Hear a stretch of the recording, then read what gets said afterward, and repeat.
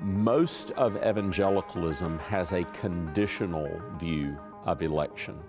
That is, God's election of His people is conditioned upon something in them or conditioned upon something that they do.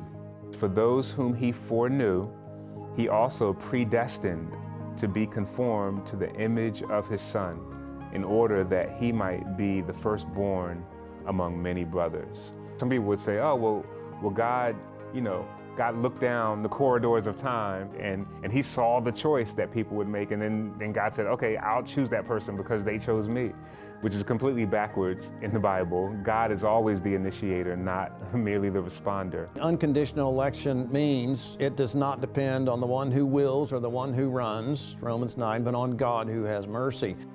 Will what is molded say to its molder, "Why have you made me like this?" Has the potter no right over the clay to make out of the same lump one vessel for honorable use and another for dishonorable use?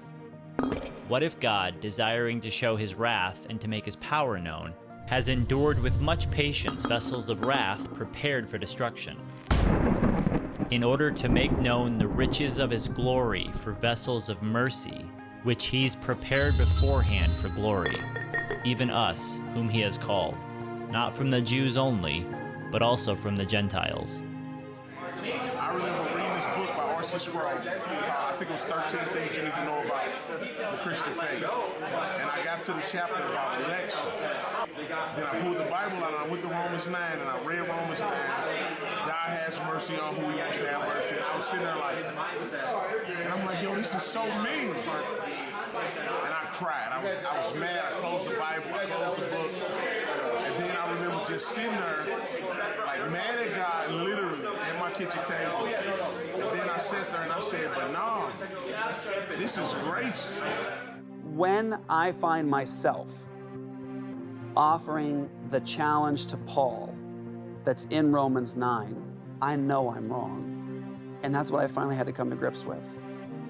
I'm the guy who's saying in argument, why does he still find fault? For who resists His will?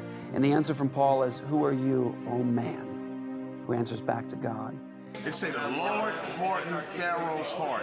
When you look at it from the human perspective, it's easy to get mad because it looks like God is unfair. It say, God, you hardened his heart. What if he would have turned away? What if he would have done this? What if he would have done that? You see, today in America, the problem is people don't understand why God can send anyone to hell, because they don't understand who God is and what sinners we are. The real surprise is that God takes anyone to heaven, because we're all fallen, we're all depraved, we have all earned hell, and none of us have earned heaven. He chose us in Him before the foundation of the world, that we should be holy and blameless before Him. In love, He predestined us for adoption to Himself as sons, through Jesus Christ, according to the purpose of His will. The basis for God's choice and election is His pure, unconditional, eternal, sovereign, one-sided grace, which we call love. There's nothing behind His love but love.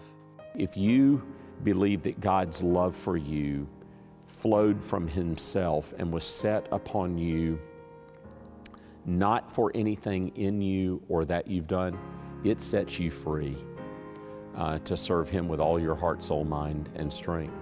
We love because He first loved us.